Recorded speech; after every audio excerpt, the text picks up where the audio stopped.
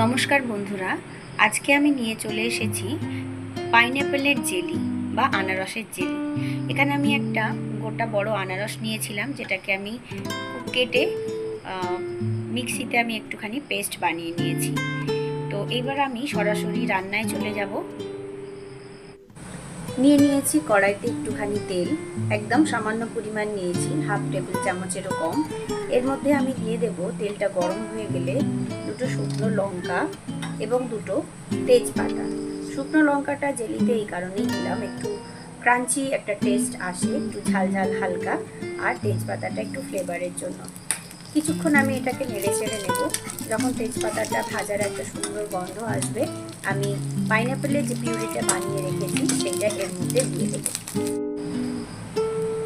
মশলা থেকে খুব সুন্দর গন্ধ আসতে শুরু করেছে। এবারে দিয়ে দেব করে রাখা পাইনঅ্যাপেল পিউরিটা।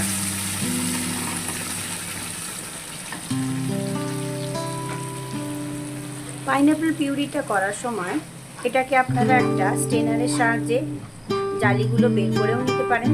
আমি এখানে পুরোপুরি দিয়েছি, নাড়তে নাড়তে পুরোটাই মিহি হয়ে যাবে, গলে যাবে, খেতে ভালো লাগবে।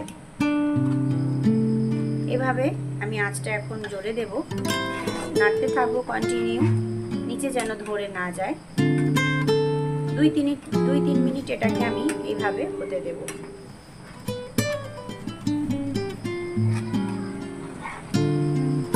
খুব সুন্দর মিষ্টি গন্ধ আসছে।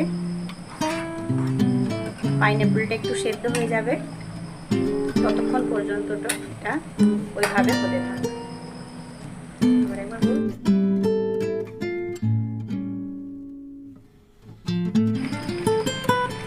অনেকক্ষণ নাড়ার পরে একেবারে ট্রান্সপারেন্ট হয়ে গেছে এবং জলটাও প্রায় পড়ে গেছে। আনারসের যে রসটা ছিল শুকিয়ে যাওয়ার পর একেবারে ট্রান্সপারেন্ট হয়ে গেছে।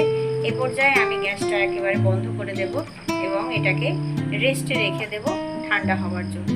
ঠান্ডা হয়ে যাওয়ার পরে আমি এটাকে কাঁচের পাত্রের মধ্যে ভরে নেব। তৈরি হয়ে গেছে আমাদের সুস্বাদু আনারসের জেলি। খেতে খুব সুন্দর।